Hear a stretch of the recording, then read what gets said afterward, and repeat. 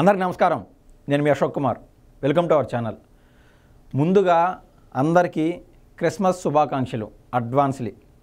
సూటిగా విషయానికి వస్తే ఈ 11 అనే ఫ్యాంటసీ ఏదో మన ఆంధ్ర రాష్ట్రాన్ని ఈ యొక్క తెలుగు ప్రజల సమూహం ఉన్నటువంటి తెలంగాణ రాష్ట్రాన్ని కూడా వీడేటట్లేదు. ఇన్ని రోజులు అది కేవలం ఆంధ్ర రాష్ట్రానికి మాత్రమే సంబంధించింది అనుకున్నా. సినీ ఇండస్ట్రీ ఇక్కడున్న చేతన, అల్లు అర్జున్ గారు స్వయాన ఇక్కడున్న చేతన తెలంగాణలో ఈ 11 అనే ఫ్యాంటసీ ముందుగా తప్పు. అల్లు అర్జున్ ఆంధ్ర రాష్ట్రంలో కర్నూలు జిల్లాలో ఒక తప్పు చేశాడు. అది కాస్త ఎత్తుకొచ్చి తెలంగాణ వరకు వెంటాడింది 11 అనే ఫ్యాంటసీ. సూటిగా విషయానికి పోయే ముందు ఇంకొక ఎగ్జాంపుల్ కూడా చెప్తాను. 2047లో మన ఆంధ్ర రాష్ట్రం ఎట్టుండాలా, ఈ యొక్క మిగులు బడ్జెట్ ఏ విధంగా ఉంటుంది, అప్పటికి మన ఆంధ్ర రాష్ట్ర బడ్జెట్ ఏ రేంజ్లో ఉంటుంది, దీని యొక్క ప్రతి ఒక్క ఆలోచనతో ఈ ఆలోచన సమూహాన్ని బేస్ చేసుకొని 2047కి ఒక విజనరీ డాక్యుమెంట్ చంద్రబాబు గారు అంటూ విడుదల చేయడం జరిగింది. దాన్ని అవహేళన చేస్తూ 2047 ఈ యొక్క విజను ఈ యొక్క కామెడీగా చేస్తూ ఉన్నారు సోషల్ మీడియాలో వైసీపీ సైకోలు. అయితే నేను ఒకటి చెప్తా, 1998-99లో కూడా చంద్రబాబు నాయుడు గారు ఇదే విధంగా 2020 విజన్ అని అంటూ ఒకటి విడుదల చేశాడు.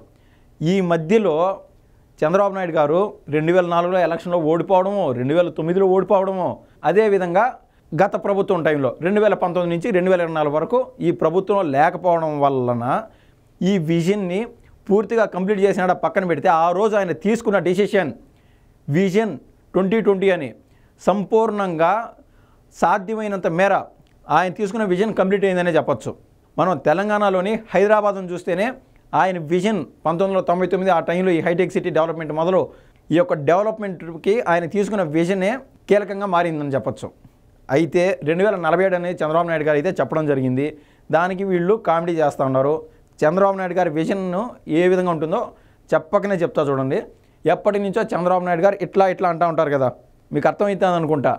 అది 11, ఒరే నాయన మీకు వచ్చేది 11 అని చంద్రబాబు నాయుడు గారు ఎప్పటి నుంచో మీకు హింట్ ఇస్తానే ఉన్నాడు. అది ఆయన విజన్. ఇప్పుడు విజన్ ఆయన ఎప్పుడో క్యాలిక్యులేషన్ వేసేసాడు. That's the vision of Chandrababu Naidu. సరే, ఇవన్నీ పక్కన పెట్టేస్తే కర్మ సిద్ధాంతం కూడా 11 అనే మార్కుని సూచిస్తుంది. అదేందో సూక్ష్మంగా ఒకసారి చూద్దాం. సంధ్యా థియేటర్ తొక్కిసులాట కేసులో నిందితులంట A1 అగమాటి పెద్దరామిరెడ్డి థియేటర్ ఓనరు, అదేవిధంగా అగమాటి చిన్నరామిరెడ్డి థియేటర్ ఓనర్, అన్నదమ్ములు కాబట్టి ఆ సంధ్యా థియేటర్ ఓనర్లో ఇద్దరు భాగస్తులయ్యి సంధ్యా థియేటర్ పెట్టినట్లున్నారు. ఆ కోవలో మనం చూసినట్లయితే సందీప్ అంట, సమీత్ అంట, వినయ్ అంట, అశుతోష్ రెడ్డి, వీళ్ళందరూ ఆ తొక్కిసలాట ఘటనలో వీళ్ళందరికీ సంబంధం ఉన్నట్లే కనిపిస్తుంది. ఆ కోవలో మనం చూస్తే A11 అయినటువంటి Allu Arjun Pushpa cinema hero, Tollywood A11 అయినటువంటి పుష్ప సినిమా హీరో అల్లు అర్జున్ గారు A11లో ఉన్నారు. మళ్ళీ చెప్తున్నా, 11 అనే అంకె. ఈ కర్మ సిద్ధాంతం ఇందాక మనం చెప్పుకున్నాం కదా, కర్మ సిద్ధాంతం గురించి. ఆ కర్మ సిద్ధాంతం అల్లు అర్జున్ కూడా వెంటాడింది. ఎందుకు మనం చూసినట్లయితే కనీసం ఒక రాజధాని లేదు మన రాష్ట్రానికి. గతంలో వైసీపీ వాళ్ళు ఇచ్చే ఎప్పుడైనా వాళ్ళు 5,500 ఏదైనా రైతు భరోసా అని చెప్పో ఇంకొకట మేము బటన్ నొక్కుతామంటే ఆంధ్ర రాష్ట్ర ప్రజలు దానికోసం ఈ విధంగా నిలబడే పరిస్థితి వచ్చింది. ఎందుకంటే స్వయంగా వాళ్ళ కాళ్ళ మీద వాళ్ళకి నిలబడే విధంగా మన ఆంధ్ర రాష్ట్ర డెవలప్మెంట్ చేయలే జగన్మోహన్ రెడ్డి. కేవలం నేను బటన్ నొక్కుతాను, ఆ డబ్బులతో మీరు సంతృప్తిగా బతకండి అనే రేంజ్లో బానిసలు మాత్రం చేసేసినాడు జగన్మోహన్ రెడ్డి. ఇటువంటి ఇవన్నీ వెతుక్కుంటే ఒక 1000 పేజీల చరిత్ర వస్తుంది జగన్మోహన్ రెడ్డి చేసిన దారుణాలు, ఆయన చేసిన అవినీతి.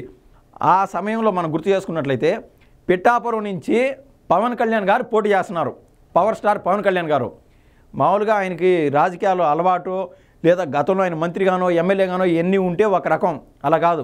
పాపం గతంలో 2 చోట్ల పోటీ చేస్తే 2 చోట్ల ఓడిపోయినాడు పవన్ కళ్యాణ్ గారు. ఈసారి ఎన్నికల్ని సీరియస్గా తీసుకొని గత 10 ఏళ్ల నుంచి రాజకీయంలో దిగినప్పటి నుంచి నిస్వార్థంగా ధైర్యంగా పోరాడుతూనే ఉన్నాడు.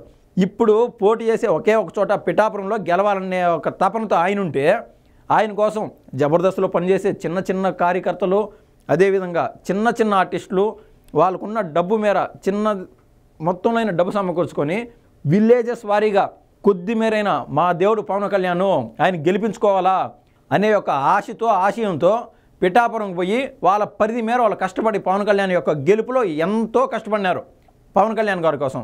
కానీ ఈ యొక్క మెగా కుటుంబంలో మెగా కుటుంబంలో పుట్టినటువంటి ఈ అల్లు అర్జున్ గారు స్వయాన పవన్ కళ్యాణ్ గారిని మర్చిపోయి ఇక్కడికి వచ్చి పిఠాపురానికి వచ్చి ఆయన కోసం ఏదైనా ప్రచారం చేసింటే బాగుండేది.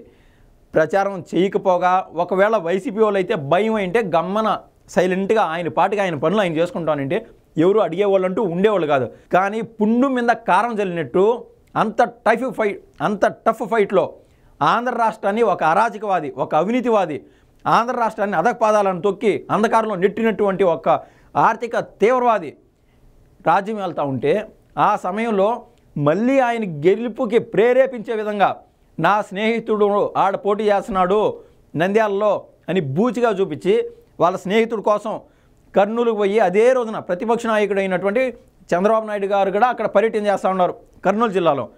ఆ టైంలో ఆ యొక్క డైవర్షన్ ఇచ్చే విధంగా ప్రతిపక్ష నాయకుడు అయినటువంటి చంద్రబాబు నాయుడు గారి ఒక ప్రచారాన్ని డైవర్షన్ ఇచ్చే విధంగా అల్లు అర్జున్ గారు ఆడ ఎంట్రీ ఇచ్చి యాజ్ యూజువల్ హావభావాలు ఇలా అనేసి ఆయన పాటికి ఆయన పోయినాడు.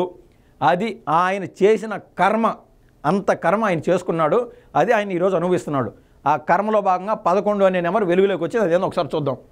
కర్మ సిద్ధాంతం సొంత పవర్ని వదిలిపెట్టి అద్దె లెవెన్కు వెళ్ళినప్పుడు నుంచి ఆయనకు ఈ దరిద్రాలు మొదలైనాయి. అల్లు అర్జున్ మే 11న నంద్యాల వెళ్ళాడు. 11వ తారీఖున సంధ్యా థియేటర్లో ఘటన అక్షరాల 11 గంటలకు జరిగింది. అల్లు అర్జున్ని A11గా చేర్చారు. ఇందాక మనం అది చూపించాం, A11 ముద్దాయి అల్లు అర్జున్ అని. దానికి సంబంధించిన ఇన్ఫర్మేషన్ అక్షరాల అక్యూస్డ్ నెంబర్ 11 అల్లు అర్జున్. మళ్ళీ ఉదయం 11 గంటలకి రమ్మని నోటీసులు ఇచ్చారు. ఎవరు ఇది ప్రేరేపించి 11 అని ఎవరు ప్రాక్టీస్ చేసిన వాళ్ళు కాదు. డిఫాల్ట్గా ఆ కర్మ సిద్ధాంతం చుట్టి 11కి అనే వస్తుంది. ఇదంతా ఏడ మొదలైందంటే నంద్యాలకి ఆయన ప్రచారానికి వెళ్ళినప్పుడే మే 11న వెళ్ళినప్పటి నుంచి ఇది మొదలైంది. ఈ 11 అనే దరిద్రం ఏది అద్దె 11 రెడ్డికి సపోర్ట్ చేయడం వల్ల. నీ వెనుక 11 అనే దరిద్రం ఉందంట, అది పోతే కానీ నువ్వు గట్టెక్కవు.